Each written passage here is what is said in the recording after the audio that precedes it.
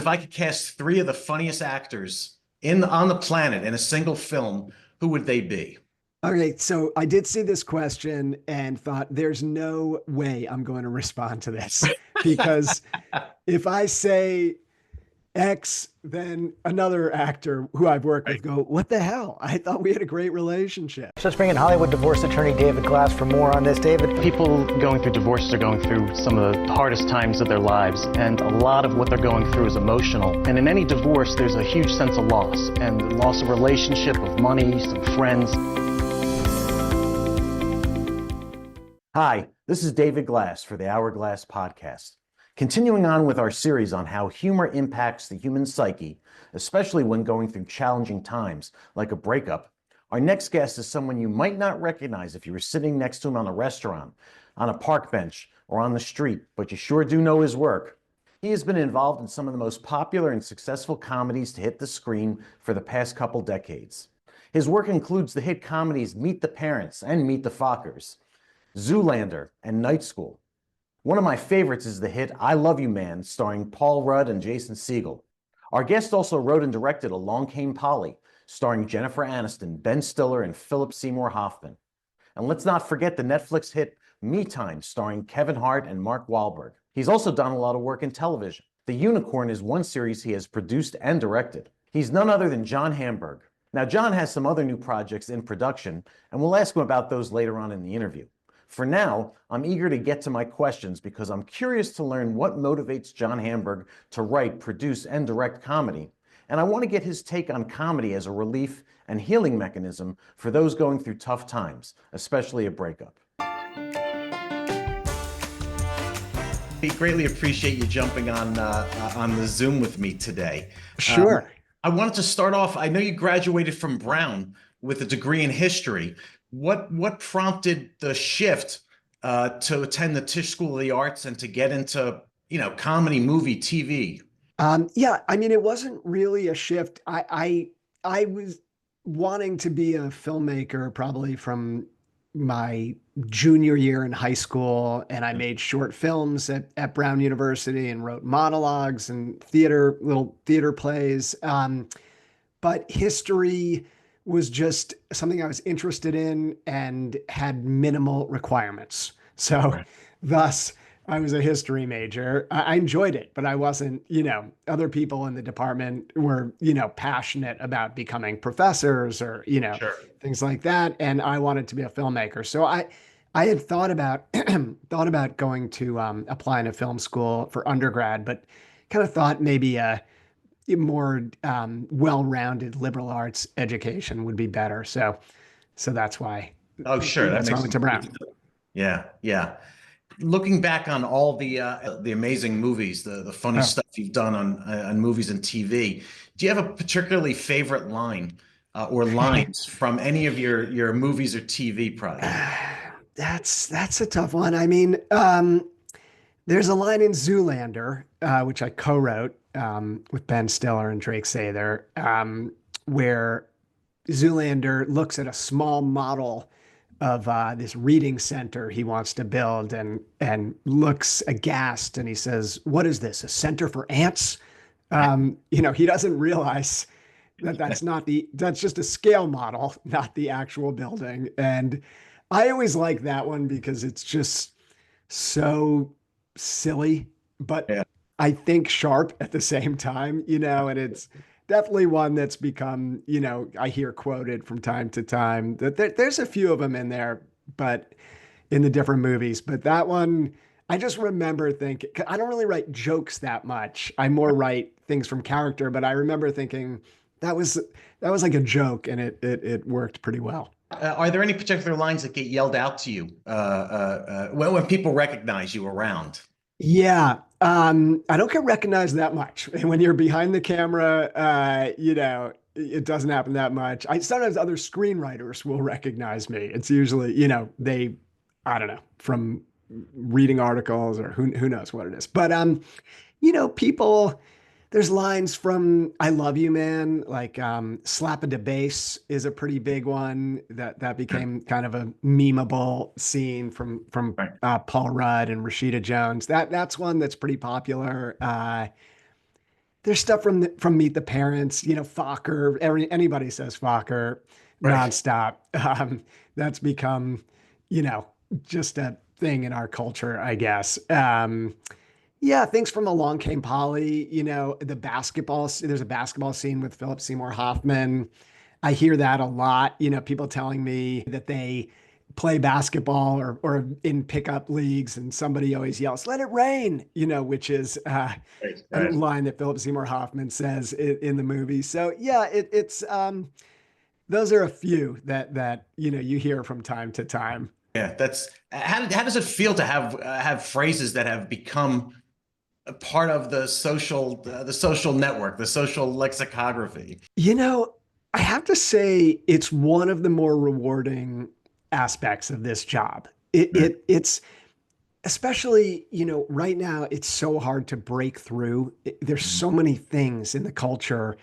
that I don't think certain TV shows break through and once in a while a movie breaks through, but it's so hard now. So I'm very appreciative that I came up at a time where if you made something that connected with people, they would really watch it again and again or quote it and start to know the lines. I feel like that's been lost a little bit. So it feels really good. I mean, it's gratifying. You make these movies or TV, but I've done more movies to have an impact on people. Yeah. And so it's super fun when people, talk about lines or talk about things that they connected with. Yeah.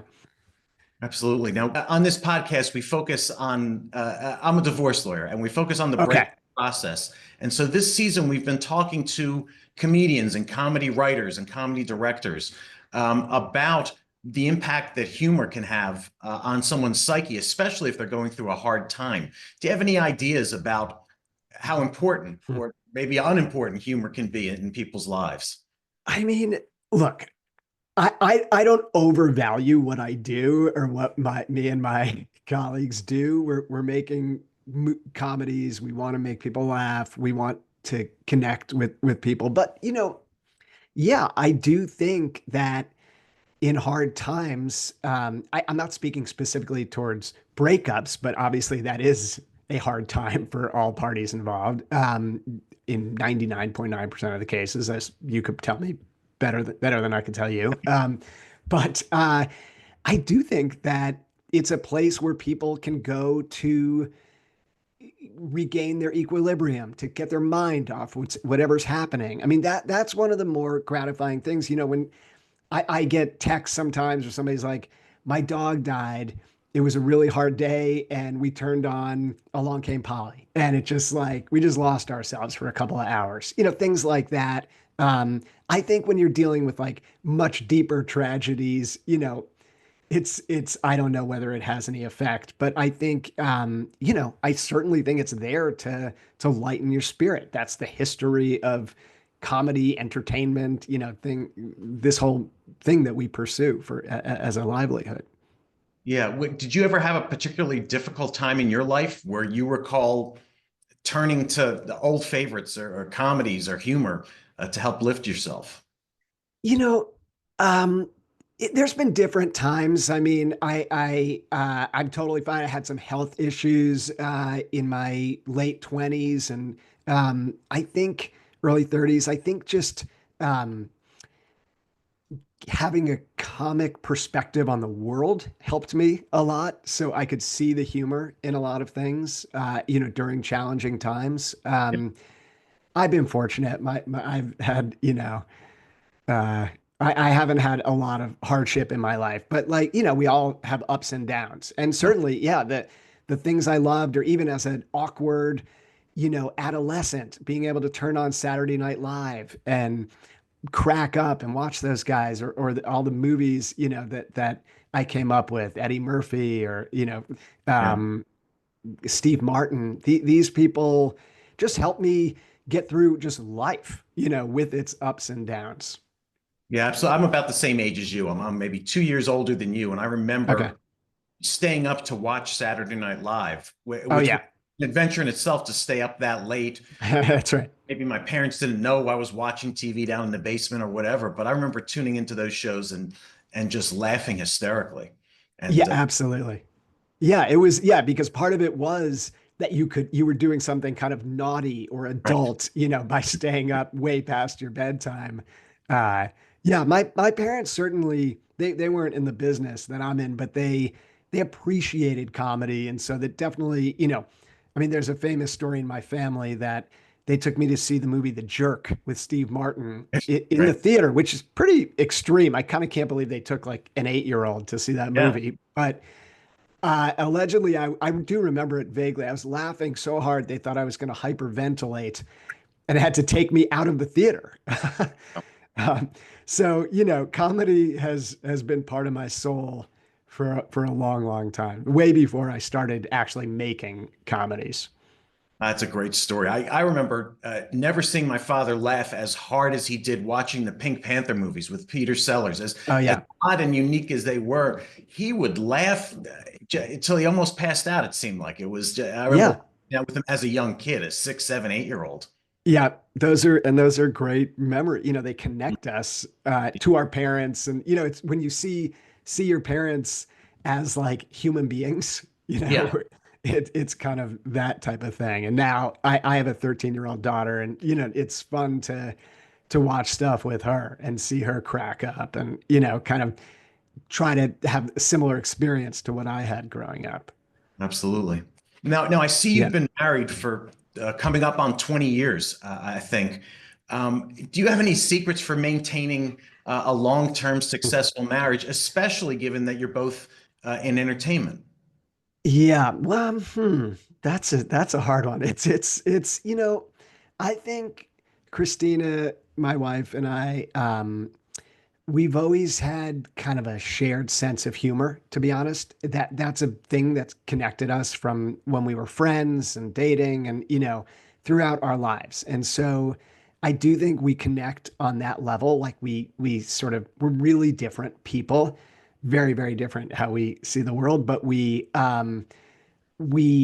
the same things make us laugh, the same things that we observe if we're out and at a dinner with other people, we can kind of click over. We observe, we can kind of see, oh, that was interesting, we could talk about that later. So I think those kinds of things. And then being in the arts, I think we can appreciate that it isn't a normal job, and Yeah. it's hard. It's for people who don't do this for a living. She's an actress and I'm not, but you know, but yeah, it's tricky. It's hard to people may not understand. They may be like, God, what did you do all day? It seems like you were just walking around. You're like, well, no, I'm thinking, I'm trying to figure things out. And I sort of had to explain that to my family early on. Um, I'm not Sure. just wasting time. I'm actually trying to come up with a story that I care about. But I think the fact that we both do that, do similar things, or related things, I should say, helps us stay connected. Now, with it, you just mentioned, sort of wandering around and maybe muttering to yourself and trying to come up with ideas. When you write, do you sit down at your computer and just start writing and hope something comes out funny, or do you spend time thinking of funny ideas and when it comes to you, you sit down and then start putting it down on paper, as it were? Yeah. No, usually it may be surprising, but the comedy isn't the first part of the process for me. It's Oh, like it's character and story and like what interests me, what am I observing in the world around me. My work isn't political. There's some my people who do this are more political. They take on an issue. I take on more, I think, cultural things I observe in the culture and interpersonal dynamics. And so I think about those things a lot and think about what characters would be good to run through these stories, these dilemmas, these obstacles. And then, humor, it's just humor is how I see the world. So I don't really have to push it. It's just like instinct for me. But I mean, by example, like I just wrote a screenplay that actually is divorce is a big part of wow. it, or a couple who's separating, Mhm. um, and I thought it was a drama. I mean, I'm not kidding. I wrote it as basically a not like a hardcore drama, but I didn't think at all about it being funny. I just wrote it. And then Mhm. I'd show it to people. I always show my screenplays to a bunch of people, and they're like, this is a comedy. It's not Ace Ventura, it's not broad, but it's a comedy. I'm like, what are you talking about? They're like, yeah, it's about real things, but it's comedic. This is comedic. This is comedic. And I was sort of like not even aware of that. So it's kind of interesting. You are who you are ultimately, I guess. Yeah, and it's interesting to hear that you don't start with the jokes. You don't write No. jokes. You write about people and they're in interesting situations and how do they Yeah. get in and out of them. Yeah. Yeah. Jokes. There's people who like do related type of movies to what I do. But I think there's key differences where I'm like, oh, I can watch their stuff and go, there's a lot of jokes in there.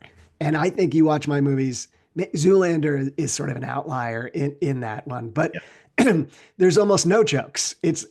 I mean, there's funny things, but there's set pieces sometimes, but it's not characters saying witty things, if that makes sense. right, right. Yeah, and I interviewed the three guys who were famous for the Airplane movie and the movies that came after that. And Zaz. those were so packed with one joke after another. Totally different than what you do. I mean, total other end of the spectrum. That's right. I mean, I revere those guys. Airplane was a very important movie for me Yeah, in my life, and Top Secret, which they did, and Naked Gun, obviously. But like, yeah, I go. I don't think I could do that. Like, I appreciate what they do. It's my God. I mean, yeah, like you said, 8 jokes a minute, maybe right. more. And it can be brilliant when it works. I just don't. Yeah, it's we're all like under a tent, but doing, we have different skills, I Yeah, should say, in that circus, I guess, to sure. continue the analogy.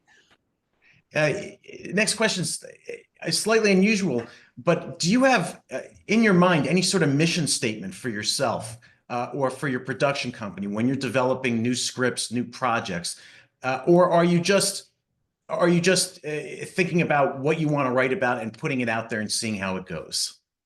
Yeah, pretty more the latter. I don't think we don't have a mission statement. Yeah, my producing partner Lauren Hennessy and I have this company, Particular Pictures, and we produce my stuff, and we develop other stuff as well uh, with other filmmakers, other writers. But you know, it's just it's more like, do we connect with something? Do we, if it's my own work, it's do I want to spend, it takes years to get these things off the ground. And why Yeah, do I want to tell this story? And sometimes I'll write several drafts of the script and then go back and go, why am I telling this story? What's it about to me? Um, and if I can't think of what it's about, then it probably is a sign I shouldn't make the project. Um, so yeah, we don't really have a mission statement. I'd say we more have a tone and an ethos, and we're probably not the people that are going to do this super broad movie. Some critics think my stuff is super broad, but right. I don't think of it that way. But yeah, it's more character based, human, often grounded. It can be something different, but those are the sort of the tenets of what really interests me, and I'd Right. say interests us. What have you got coming out soon or in production? Where can we find Um, more of your stuff coming up soon? Yeah, let's see. So I recently directed a TV show that I didn't write, didn't create. I was a director on it. It's going to be out, I think, in the spring or early summer, tentatively called Stick. It's going to be on Apple TV with Owen Wilson and others. And I directed the last 2 episodes of the first season.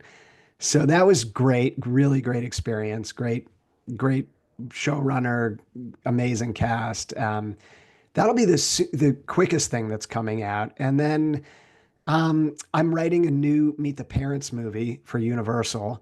So that is, I just turned the script in and we're figuring out the next steps. But that's been a lot of fun. It was a little tricky to try to figure out what the story should be, but I think we found something that excites us. And then, as mentioned, this movie that it does center around a couple who's splitting up and things happen unexpectedly to Mhm. them. That's the one I thought was a drama, but it's more of a dramedy. Um, so that one, might be the next movie that I direct. We'll see. I'm still tweaking the script a little bit, but Yeah. that's kind of those are a few that I have on the horizon. A few other projects that we're developing with other writers, as mentioned, and a couple of other ideas I'm playing around with. But those are the ones that are like more on the runway or about to be completed, like the Yeah, TV yeah. shows soon to be completed. So They all sound exciting. The divorce one for me especially is intriguing. I've never watched divorce TV, never watched divorce movies. It's like too much for me to do it I and watch it on TV. Other people, enjoy going to movies about what they do for, right. but this comedy twist on it is intriguing to me. Yeah, I may have to pick your brain to see if it's to see if it. I want it to feel real, so I may use this podcast as a chance to say, hey, can you answer a few questions for me? Great. Because I'll go out and I'll take www.divorcemediaconsultant.com if it's not already taken. there you go. Exactly. Yeah. I think I think this one's interesting. It's not, again, my movies really don't tend to be like my actual personal experience. It's not like this is my story, this is my Right. autobiography, but it's things that I'm interested in or that I see with friends or family, things like that. So that's what kind of led to this idea. Well, I mean, it's been fascinating talking to you, just hearing about the process, how you come to these ideas, how you end up getting very funny stuff on film and TV, not starting from a place like what are the jokes going to be. That's that whole creative process is just so interesting to me as someone who doesn't write creatively. I could sit Okay, yeah, here at this desk for the next 20 years and never come up with something creative. I take other people's stories and put them on paper, but sure. that just must be thrilling to come up and then when you get to that final screenplay. Yeah, it's hard, obviously, Right. the blank page. Like people ask, is writing or directing harder? And immediately I go writing, and they're like, well, I don't understand. Directing, you have hundreds of people waiting around, and movie Mhm. stars, this and that, and the weather, and it's like, yeah, but staring at that blank page or going, what you could do anything. What story are you going to tell? Is Right. really hard, but as you say, it is gratifying when you know, especially when you struggle like to figure out a story, and you happen upon it. You go, oh yes, it can almost click, and then it can flow Mhm. really well. It's fun. I mean, and then that's why I like being a writer director because then I can execute Right. that, and then sort of try to bring it to life. I don't do that with. I've written a bunch of movies I haven't done or directed stuff I haven't written, but sort of my favorite thing to do, as I've done on a bunch of stuff, is to write and direct. To see the thing from Right. from blank page to to you going to see it in the movie theater or on TV. Yeah, yeah. If I were going to write a comedic feature film about divorce, it would be entitled, and maybe you can't answer that because it's still in process. Well, yeah, this is the only one I think I actually did try to answer with Okay. in spirit of candor. But I was like, I'm not going to give away the title yet because it's still, I haven't Yeah. brought it out to the marketplace. But I was like, I've done that. My next feature is centered around a couple who's divorcing. And so that's my answer to the first one. I don't know if I'll be able to answer the other ones too well. Give it a shot. The second one is if I could cast three of the funniest actors on the planet in a single film, who would they be? Okay, so I did see this question and thought there's no way I'm going to respond to this because if I say X, then another actor who I've worked Right, with go, what the hell? I thought we had a great relationship. I right, mean, what I will say is this. I have been very, very fortunate to work with so many comic geniuses, great actors, Ben Stiller, Paul Rudd, Jason Segel, Jen Aniston, Hank Azaria. Alec Baldwin, Robert De Niro, all these different people, Bryan Cranston, just Kevin Hart, person after person, Mark Wahlberg, who are like all brilliant in different ways. And that's, I'm just keep thinking about more and more people that just have, Megan Mullally, just on and on. These people who are just so gifted. And that's, really one of the great joys of doing what I've been able to do is watching these people and just they take your words and make them so much better or bring ideas in that I could have never thought of. And, you just sit back and, you're sitting at the monitor just dying because how much they elevate it and how creative they are. So that's a long-winded non-answer to your question. Right, that's perfectly fine. I love it anyway. The last question is, one day I hope to write an episodic TV series and I would call it blank. So I can't really answer that because what I haven't done yet is do like a streaming or cable show that I would write many of the episodes or co-write and direct a handful. I mean, that's sort of what movies were when I was coming up. It's now these, 8-10 episode series.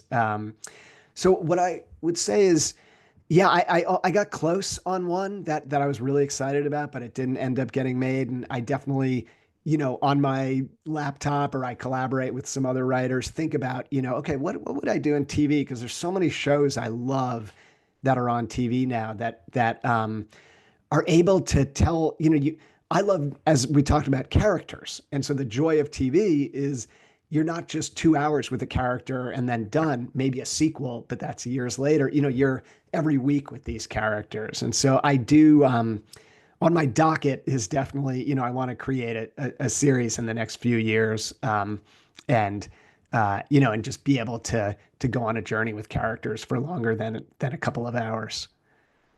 Great. Thanks so much for at least trying to answer these three. Yes, I'm sorry. I feel like a politician giving you a non-answer, but they're compared to politicians, these answers are very honest. I can tell you that much. Very honest, and also address the question asked. You're not answering your own question for sure. There you go. But I want to thank you for spending the time with us today. A refreshing look, an inside look at a relatively different way of approaching movies and TVs that's worked extremely well for you and for your audiences. Thank you. I really appreciate it. It's been great to chat with you. Thanks so much. Thanks so much for watching. Check back with us for another new episode or visit thehourglasspodcast.com, where you'll find dozens of archived interviews, all of which are meant to help you. Thanks.